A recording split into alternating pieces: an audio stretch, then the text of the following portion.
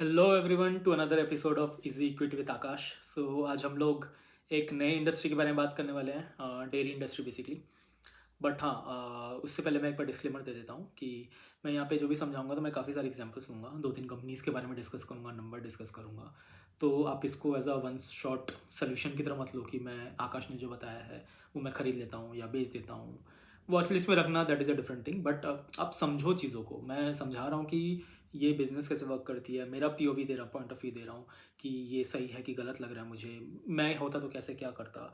मैं अपना वो बताता हूँ, मैं ये नहीं बताता हूँ कि आप ले लो या ख़रीद लो या बेच दो। आप उस पर कुछ रिएक्ट मत करो, आप बस रिएक्ट करो समझने में चीज़ों को, अपना मेहनत करने में, right. So please again I am not a SEBI registered. So on that note let's start of with, इसमें काफ़ी टाइम जाता है डिस्क्लेमर देने में, बट हाँ। तो हम लोग पहले समझेंगे कि डेयरी इंडस्ट्री में होती क्या है, क्या बिजनेस है, क्या क्या प्रोडक्ट्स होते हैं, क्या क्या कौन कौन से इधर ब्रांड्स हैं अपने।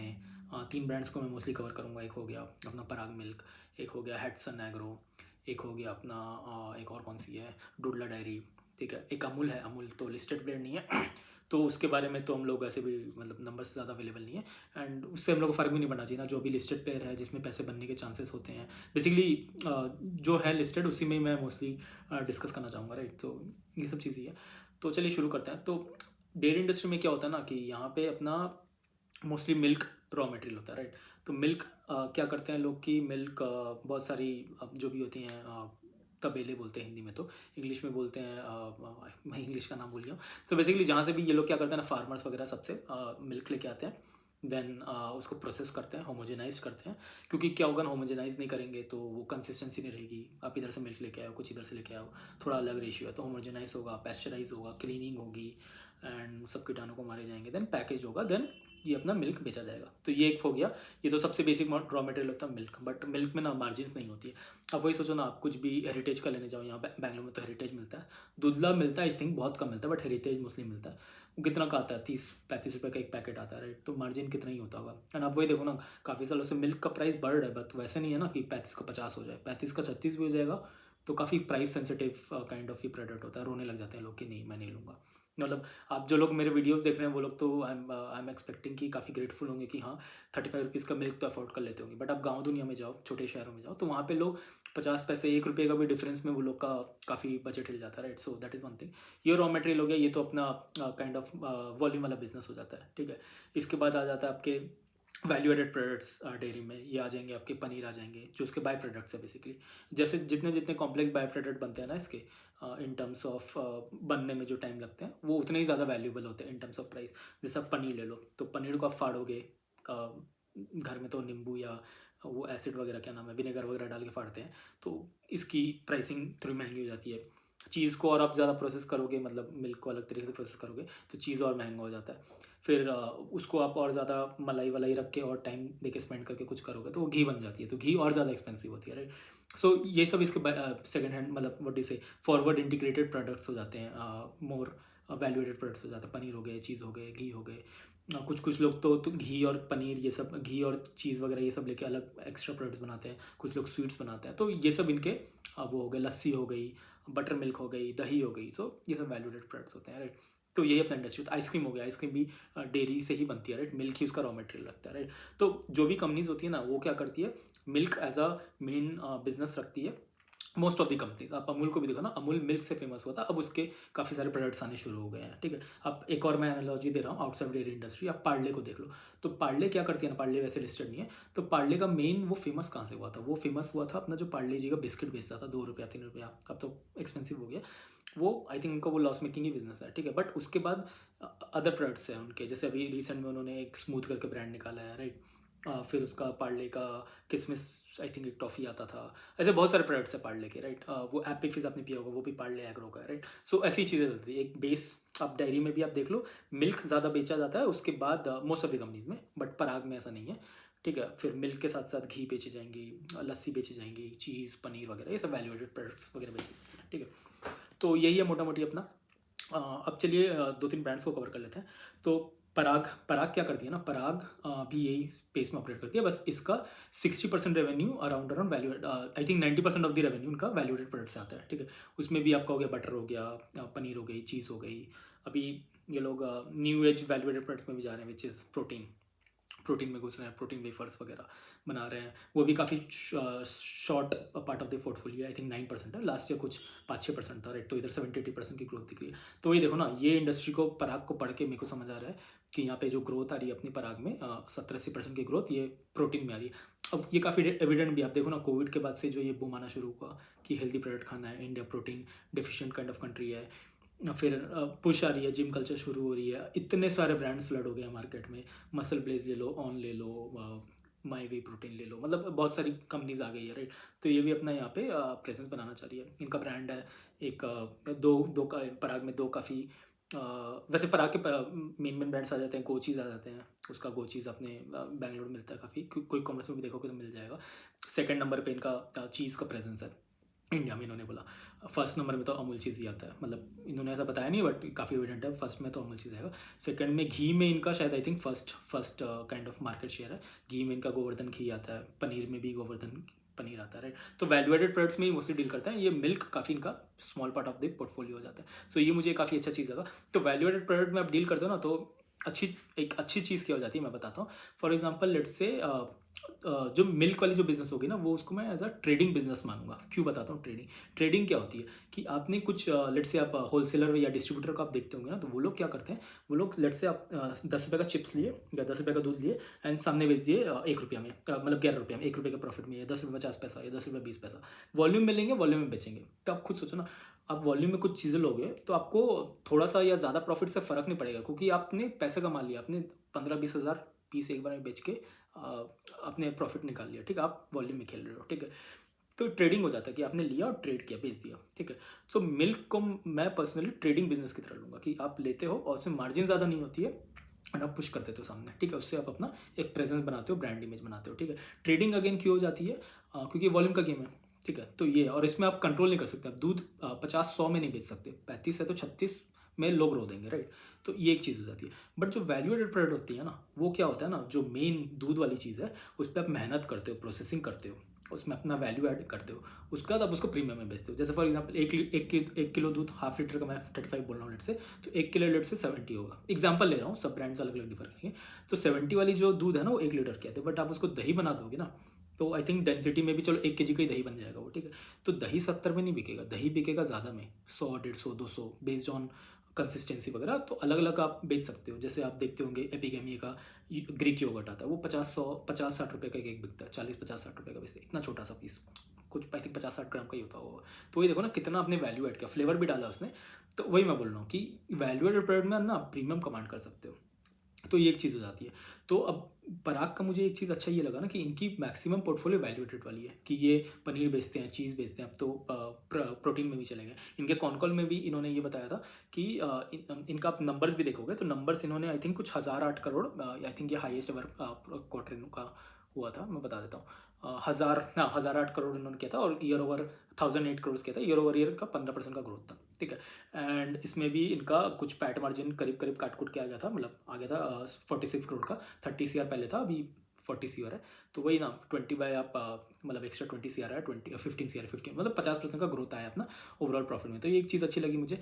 ऑपरेटिंग प्रॉफिट मार्जिन अपना 7% का, एबिटा वही, एबिटा आई थिंक इनका था 8.8%, लास्ट ईयर था 8.7%। तो ये एक चीज़ हो जाती है। एंड ग्रोथ देखोगे जो 15% आया ना, तो इनका भी अगर 3 वर्टिकल है, वर्टिकल आप जाके देखोगे तो इनकी एक है बताता हूँ मैं, इनकी एक हो जाती है कोर बिजनेस, जो कि जिसमें चीज़ आ जाएगी, पनीर आ जाएगी, ये सब मोस्टली आ जाएगी, ठीक है। इसमें इन्होंने इनका 60% रेवेन्यू से आता है, एंड ये करीब करीब 20-25% लास्ट ईयर से बढ़ा था। इसमें भी इन्होंने बोला था कि इनका वॉल्यूम ग्रोथ करीब करीब 24% का आया था, 23-24% का, सॉरी वैल्यू ग्रोथ आया था 23-24% का, एंड वॉल्यूम ग्रोथ आया 14% का। अब वही देखो ना कि 24% आपकी वैल्यू ग्रोथ आई है, मतलब प्राइसिंग बढ़ी है, तो वैल्यू ग्रोथ हो जाती है बेसिकली, आप प्राइसिंग बढ़ा दे रहे हो। अब वॉल्यू ग्रोथ हो जाती है कि आपकी यूनिट्स बढ़ा दी है। जैसे फॉर एग्जांपल आप 100 रुपये की चीज़ बेच रहे थे, अब 120 का बेच रहे हो, तो वॉल्यूम ग्रोथ, वैल्यू ग्रोथ आ गई 20% की, एंड एक यूनिट आप पहले 10 यूनिट बेचे थे, 12 यूनिट बेचे, तो वॉल्यूम ग्रोथ 20% की आ गई, ठीक है। Volume is quantity, value is price. तो अब वही देखो ना कि वैल्यू ग्रोथ ज़्यादा है इसमें, ठीक है। एंड इन्होंने ये भी बताया था कि milk prices year on year 15-16% बढ़ गया है। तो एंड इसका भी रीज़न यही है ना कि अभी मानसून काफ़ी ज़्यादा ख़राब हो गई थी। अब एसिस कंपनी का भी वगैरह जाके आप कॉन कॉल वगैरह पढ़ोगे तो मानसून इस बार ना काफ़ी एक्सटेंडेड थी, काफ़ी ज़्यादा हैप्पीज़र टाइप की थी, तो उसको वैसे एसी सेल भी गिर गई थी, राइट। तो मानसून जब ख़राब हो जाती है ना तो क्या होता है कि ना फार्मर लोग को ज़्यादा मेहनत करना पड़ता है अपने आप क्रॉप्स बचाने के लिए, कि मैं पहले क्रॉप्स पे ध्यान देता हूँ, वो ज़्यादा मुझे पैसे देंगे। और क्या होता है कि आपके जो भी कैटल स्टॉक है, मतलब गाय वाय हैं, उनकी तबीयत ख़राब हो जाती है, मच्छर वच्छर उड़ते हैं, तबीयत ख़राब हो जाती है, तो उसकी वजह से ना मिल्क प्रोक्योरमेंट थोड़ा डिफिकल्ट हो जाता है। एंड इकोनॉमिक्स में क्या बोलता है कि जब सप्लाई ही कम हो जाएगी तो प्राइसिंग तो बढ़ जाएगी, राइट। तो मिल्क की प्राइसेस बढ़ गई थी 16-17%, ठीक है। एंड अब ये देखो ना, आप इनका जो कोर बिजनेस 60% बिजनेस, इन्होंने इसमें वैल्यू ग्रोथ किया 20-25% का, 20-22-23% का। तो वही देखो कि आपकी मिल्क की प्राइस, रॉ मटेरियल की प्राइस 16-17% बढ़ गई, आप प्राइसिंग आगे ज़्यादा कर दे रहे हो। इनको उन्होंने कॉन कॉल में ही बोला था कुछ, आई थिंक 10 या 20% ये प्रीमियम ही कमांड करते हैं अपने मटेरियल्स में, मार्केट में, मतलब जो भी बेचते हैं एंड प्रोडक्ट्स, घी चीज़ पनीर वगैरह ये सब में। तो वही हो जाती है ना कि यार आप पास ऑन कर दे रहे हो कस्टमर को, तो ये मुझे काफ़ी अच्छा लगा इसके बिजनेस में। तो 60% की कोर बिजनेस है जो कि 20-25% से ग्रो की है। एक इंग्रेडिएंट बिजनेस है जो कि 13% है। इंग्रेडिएंट में आ गया आपका SMP हो गया, स्किम मिल्क पाउडर, फिर लैक्टोज पाउडर, ये सब हो गया। ये मेरे हिसाब से इसमें डिग्रोथ हुआ था, ठीक है। आई थिंक यह फ्लैट था, कुछ 2-4% का था। लिक्विड मिल्क है जो कि हाँ very small part of the portfolio. Liquid milk वही हो गया ना जो ब्रांड ये लोग बेचते हैं दूध का। तो वही है ना कि आप मैक्सिमम चीज़ वैल्यूड प्रोडक्ट में चल जा रहे हो, तो लिक्विड मिल्क में तो मेरे को ज़्यादा इंटरेस्ट भी नहीं आएगा और छोटा भी है, तो ये मुझे इस कंपनी के बारे में काफ़ी मस्त लगा, ठीक है। ये भी 5% ग्रो किया। अदर्स में देखोगे, अदर्स में आपका आ जाता है लस्सी वगैरह आ जाएगा, मिल्क शेक आ जाएगा, ये सब है। ये करीब करीब 9-10% का पोर्टफोलियो है, ये 24% गिर गया था, तो ये एक चीज़ ख़राब है। एंड न्यू एज बिजनेस जो कि प्रोटीन वगैरह आ गया इनका, इसमें भी न्यू एज में भी 2 ब्रांड है इनका, एक एवाटायर करके है जो प्रोटीन बना के बेचते हैं लोग, एक हो गया प्राइड ऑफ कॉज। उसका वेबसाइट में जाके देख रहा था, कभी करीब करीब 100-150 या 200 रुपये लीटर दूध था, मतलब काफ़ी एक्सपेंसिव चीज़ें ये लोग बेच रहे थे। तो ये एक चीज़ है कि ये प्रीमियमाइजेशन का प्ले हो जा रहा है। अगर आप मेरे पुराने वीडियोज़ देखोगे तो मैं 2-3 चीज़ पे फोकस करता हूँ, Tier 2-3 वाले बिजनेस में, देन प्रीमियमाइजेशन वाले प्ले, ये सब में मुझे बिजनेस काफ़ी पढ़ने में अच्छा लगता है। तो इसका ही जो छोटा पार्ट ऑफ द पोर्टफोलियो, पहले 6% था न्यू एज लास्ट ईयर, इस साल 9%, 8-9-10% हो गया, तो 70-80% का ग्रोथ यहाँ पे भी है। तो वही देखो कि कोर बिजनेस 20-25% ग्रो किया, न्यू एज बिजनेस 70-80% ग्रो किया, एंड बाकी लिक्विड मिल्क और अदर और इंग्रेडिएंट्स ये करीब करीब फ्लैट या थोड़े डाउन ही थे, या कॉस्ट टू कॉस्ट दिलो आप, मतलब ज़्यादा नहीं बढ़े। तो इसकी वजह से ना ओवरऑल ग्रोथ आ गई आपकी 15% की। तो ये तीनों बिजनेस अगर हट जाए, और ये अगर 2 बिजनेस, कोर बिजनेस और क्या नाम है आपके प्रोटीन वाले बिजनेस अलग हो के, अगर मैं बता रहा हूँ कि अगर दोनों को इवैल्यूएट किया जाए, तो मैं कोर और इसमें ज़्यादा पैसे में डालने में इंटरेस्ट रहूँगा। तो समहाउ अगर कंपनी इसको हटा दे तो मुझे काफ़ी मज़ा आ जाएगा बिजनेस में पढ़ने में, या जो भी आप समझ रहे हो मैं क्या बोलना चाह रहा हूँ। तो ये वाली चीज़ है कि ये दोनों थोड़ा सा ड्रैग कर ले रही है, ये तीनों, लिक्विड मिल्क होगी, अदर बिजनेस हो गई लस्सी मिल्क वाली, और इंग्रेडिएंट वाली। अब वही है ना कि लिक्विड मिल्क में मार्जिन ज़्यादा भी नहीं है, अदर बिजनेस इनका चल नहीं रहा है, या मे बी आगे जाके चल जाए, ठीक है, that is different thing. And यही है मोस्टली इनका B2C से 70% आता है और B2B से 30% आता है। वही है, B2C में आप ज़्यादा पैसा कमांड कर सकते हो मार्केट से, दैट आई लाइक अबाउट। ये लोग बेचते का ई कॉमर्स में बेचेंगे, फिर ई कॉमर्स में दूध नहीं, पनीर वगैरह हो गया, घी वगैरह हो गया, ये सब बिक जाएगी इनकी। एंड फिर आप क्विक कॉमर्स में बेचते हैं लोग, वेबसाइट से बेचते हैं, जनरल ट्रेड नॉर्मल शॉप्स में, मॉडर्न ट्रेड वगैरह हो गया, डीमार्ट हो गया, क्विक कॉमर्स, ये सब में बेचते हैं। और होरेका वगैरह और ये कॉर्पोरेट्स को बेचते हैं B2B में। तो that I really like about it. एक और चीज़ मैं बता देता हूँ, डेयरी इंडस्ट्री में क्या होती है ना, second half of the business में आपकी आइसक्रीम वगैरह, अब ये आइसक्रीम वैसे ये लोग बनाते नहीं है। सेकेंड हाफ में अब जो मिल्क होती है ना, मिल्क वैसे भी फर्स्ट हाफ में प्रोक्योरमेंट में दिक्कत होती है, मतलब गर्मी में ऐसे भी यील्ड कम आती है मिल्क की, so that is one thing. अब सेकंड थिंग मैंने जो रेन वाला बताया कि इस बार रेन काफ़ी एक्सटेंडेड था, तो second half of the year में प्रोक्योरमेंट में दिक्कत आ गई, तो प्राइस बढ़ गई। तो ये एक चीज़ हो जाती है कि मिल्क वाले चीज़ में सेकंड हाफ में आइडियली अच्छा होना चाहिए प्रोक्योरमेंट, प्राइसेस स्टेबल रहती है या फिर मे भी अच्छी रहती है, बट यहाँ पे वैसा दिखने को मिला नहीं। ये मुझे पता चला डूडला के कॉन कॉल पढ़ के कि ऐसी होती है, राइट। एंड मोस्टली क्या होता है ना डेयरी इंडस्ट्री में, अब इसमें ही प्रोडक्ट्स आप देख लो कि दूध हो गया, दूध अब सेकंड हाफ में, और दूध के जो बाय प्रोडक्ट्स हो गए, मतलब valued products, curd second half में बिकेगा नहीं, क्योंकि ठंडे में लोग नहीं खाना चाहते हैं, गला खराब हो जाएगा, पेट ठंडा हो जाएगा, बॉडी ठंडा हो जाएगा, राइट। आइसक्रीम लोग खा लेंगे क्योंकि टेस्टी होता है, राइट, ऑल सीजन प्रोडक्ट बन रहा है, उसमें ये लोग, मतलब हम लोग नौटंकी नहीं करेंगे कि नहीं नहीं खाना, ठंडा है वगैरह, खाते हैं लोग, इनफैक्ट सबको ही खाते हैं। अभी ठंडा का समय है बैंगलोर में, अभी भी बिक रहा है, लोग खाते हैं, ठीक है। एंड पनीर हो गया ऑल सीजन प्रोडक्ट, ठीक है। तो अब ये मैं इसलिए बता रहा हूँ आपको, और मिल्क तो हर टाइम ही बिकता है, ठीक है। अब मैं इसलिए बता रहा हूँ क्योंकि अभी ना September 22 से GST रेट कट हुआ था, ठीक है। अब अपना जो दूध है ना, दूध में GST 0 था, तो उसमें कुछ फ़र्क नहीं पड़ेगा, ठीक है। एंड अपना आइसक्रीम में GST कट गया, 18 से 5% हो गया। सो पराग आइसक्रीम में वर्क तो करती नहीं है। पनीर में आई थिंक GST 0 ही था, मैं एक बार देख लेता हूँ, paneer GST I think paneer में जीएसटी था या 5% था, जो भी है, तो वो तो उतना का उतना ही रह गया। एंड कर्ड में भी 5% था, ठीक है। तो वही देखो कि बेसिकली जीएसटी रिडक्शन का फायदा इससे तो नहीं हो रहा है, so that is clearly seen. Apart from ice cream they are not working in. घी में शायद हुआ होगा कम, आई गेस, तो उससे एक बूस्ट मिल सकता है। बट वही at an overall level I am liking this company in terms of कि इसकी जो सेल्स ग्रोथ अच्छी आई है एंड इसकी न्यू एज बिजनेस है, उससे काफ़ी अट्रैक्शन मिल रहा है। तो ये एक अच्छा होता है, इससे ऑपरेटिंग लेवरेज मिल सकता है। कुछ चीज़ें जो मुझे अच्छी नहीं लगी इस कंपनी के बारे में, एक और चीज़ मैं ऐड कर लूँगा अच्छी वाली चीज़ में। इसमें क्या इन्होंने बताया था कि अब जो न्यू एज बिजनेस, मतलब जो कोर बिजनेस है 60% वाला, जिसमें 25-30% का ग्रोथ, 25% का ग्रोथ आया, तो उसमें ना चीज़ भी एक कॉम्पोनेंट है, ठीक है। इन्होंने बताया था कि जब प्रोटीन बनता है ना, तो मतलब जब चीज़ आप बनाते हो तो उसका एक जो बाय प्रोडक्ट वेस्ट निकल जाता है, उसी से वे प्रोटीन बनती है, राइट। तो उसी में आप देखोगे कि जो सेल आई है न्यू एज प्रोडक्ट की, मतलब बेसिकली इन्होंने बताया कि इनको प्रोटीन को ठूस ठास के बेचना है, पूरा फुल स्पीड में बेचना है, क्योंकि मार्केट का डिमांड आ रहा है, ठीक है। एंड उसके साथ साथ उसके संग चीज़ भी बनाना होगा, एंड इनको खुद से बनाना है, किसी और को नहीं बनाना। और ये बोल रहे हैं कि 10 साल से ये प्रोटीन बना रहे हैं B2B के लिए, ठीक है। तो खुद से प्रोटीन बनाने के लिए तो चीज़ भी ज़्यादा बनाना होगा, चीज़ को भी आपको बेचना होगा। अगेन, अब चीज़ को लो मार्जिन में B2B में बेचोगे तो फिर तो रेवेन्यू गिर जाएगी, राइट। तो मतलब मार्जिन गिर जाएगी, तो वो मुझे एज अ इन्वेस्टर अच्छा नहीं लगेगा। तो ये इनका जो 25% का ग्रोथ है ना, ये एक रीज़न, काफ़ी बड़ा रीज़न है कि ये चीज़ भी अच्छा से बेच पा रहे हैं along with ghee and everything. And ये फॉरवर्ड इंटीग्रेशन भी कर रहे हैं और ज़्यादा, लड्डूज़ वगैरह बना रहे हैं, काजू कतली बना रहे हैं घी वगैरह यूज़ करके। So this I really like the about the company. But con call में मुझे जो एक दो चीज़ अच्छी नहीं लगी कि काफ़ी लोगों ने पूछा कि आप लोग मतलब इनका भी कितना 1000 करोड़ का सेल हो गया, तो अभी पूरे साल में I think last quarter 1800 crore का था, तो पूरे साल में लेके चलो अब 3-3.5 करोड़ का कर लेंगे। ये लोग कभी बोले थे, आई थिंक लास्ट कॉल में किसी ने बताया था कि 10,000 करोड़ का सेल कर देंगे। टाइमलाइन आई थिंक 2030 दिया था, ऐसा कुछ था। एंड ये बोल रहे थे कि अभी इनका EBITDA कितना 8.8 या 8.9 करके है, अर्ली टीन्स में लोग चल जाएंगे। तो कुछ टाइमलाइन ठीक से नहीं बता रहे थे। इस कॉल में भी लोग पूछ रहे थे कि क्या है, तो कुछ भी मतलब स्प्लिट पूछ रहे हैं कि इस रीजन से क्या आ रहा है, या ये कोई स्प्लिट है क्या, या आप टाइमलाइन बताओ। तो वो बोले कि नहीं, हम लोग ये सब टाइमलाइन नहीं देते। तो ये मुझे एक चीज़ अच्छा लगा।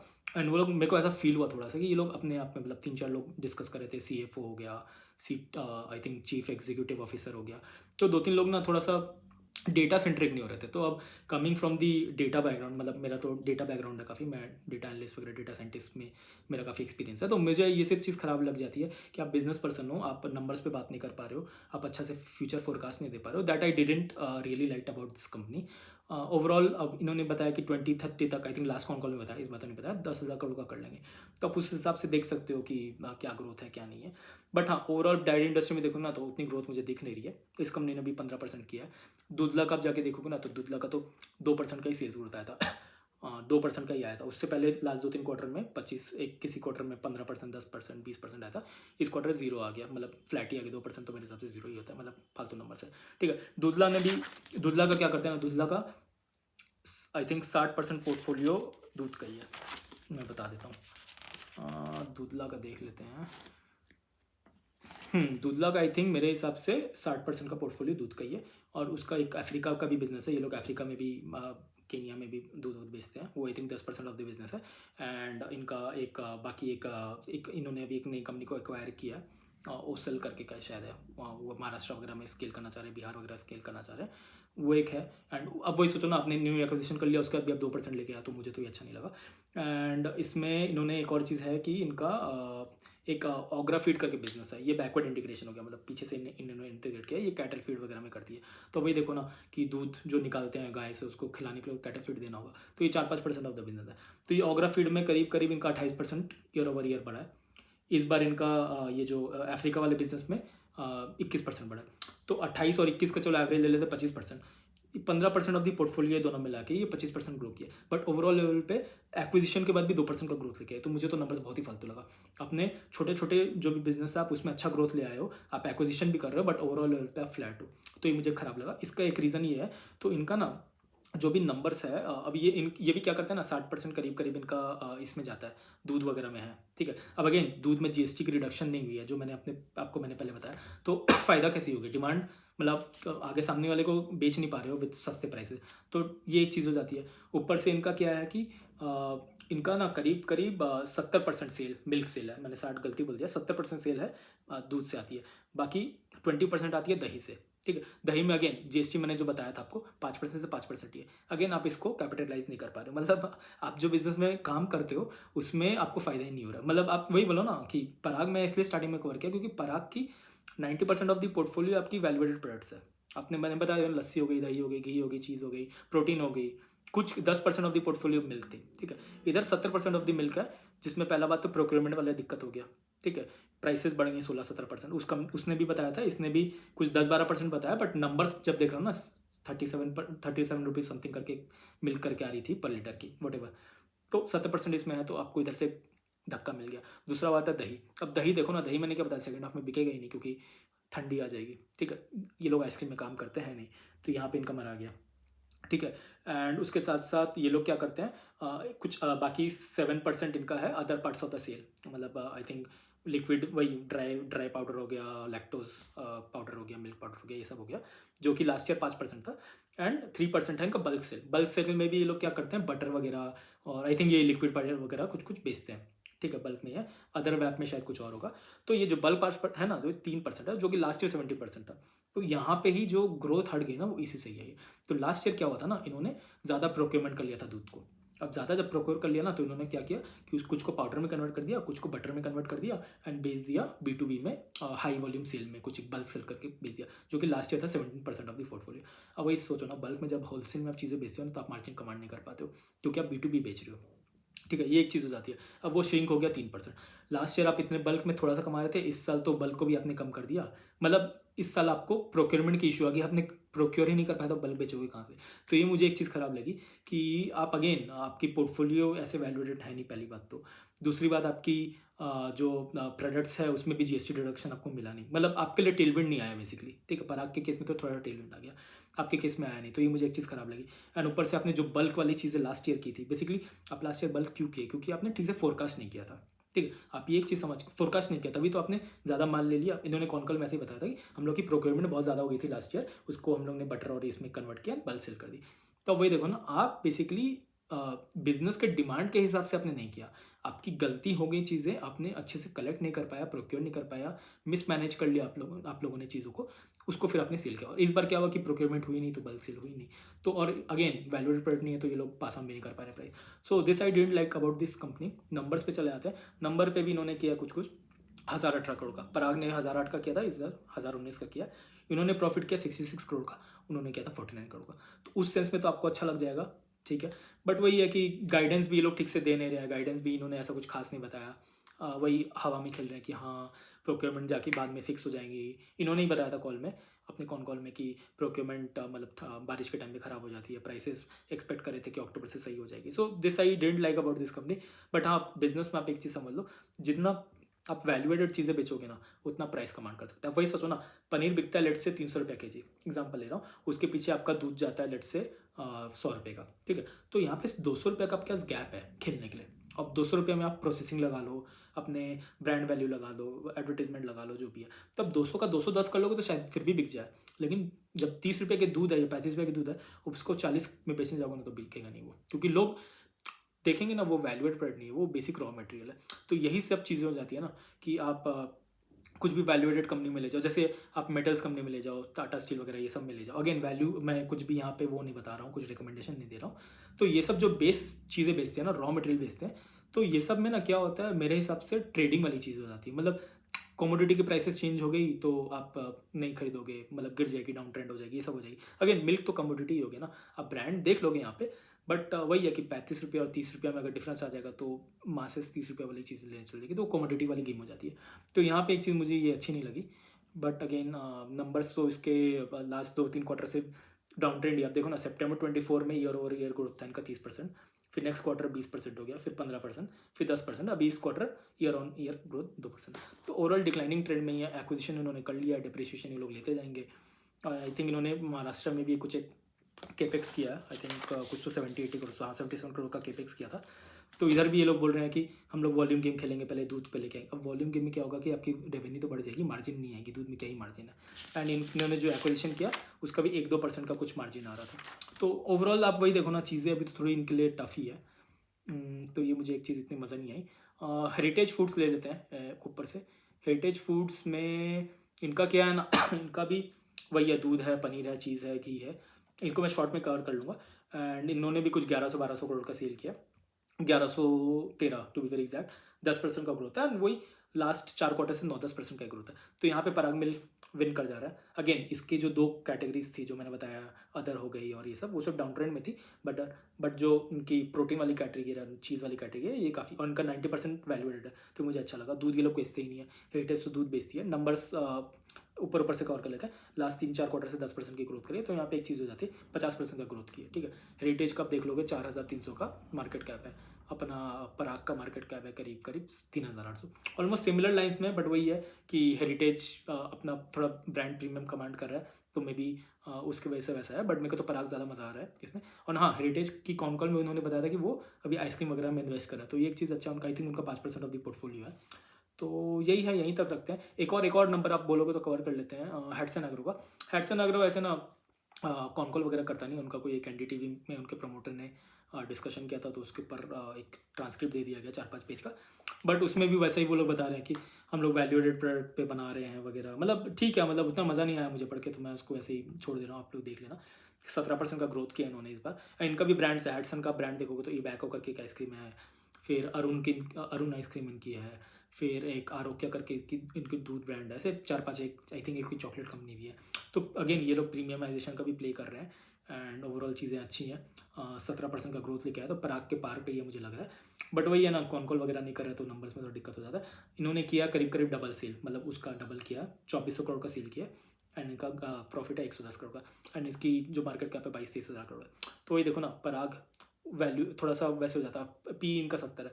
अब इसको भी अगर फ्यूचर फोरकास्ट कर लो, तो वही है ना कि अभी इन्होंने प्रॉफिट कितना कमाया, प्रॉफिट 110 का कमाया, लास्ट क्वार्टर था 135, दोनों मिला देंगे तो कितना हो जाएगा, 250 करोड़ करीब करीब आ जाएगा। 250 हज़ार कर लो पूरे साल का, डबल कर लो, एंड 22,000 पे कर लोगे तो 22,000 बाई 250 कर लेते हैं, अपना फॉरवर्ड पी बन के आ जाता है 88, 70-80, चलो थोड़ा ज़्यादा ही करेगा तो 70 ले लो, 70 से 100 के बीच में पी आता है। तो ये एक चीज़ हो जाती है। पराग ऑन दी अदर हैंड 15% का ग्रोथ दे रहा है, एंड वो वही है कि प्रोटीन ज़्यादा कर रहा है, तो उसके संग संग चीज़ भी निकलेगा, चीज़ भी ये लोग ठूस ठास के बेच रहे हैं, घी लड्डू वगैरह भी कर रहे हैं। बट अगेन डेटा सेंट्रिक मुझे लगी नहीं कंपनी, तो मुझे थोड़ी सी वैसी लगी।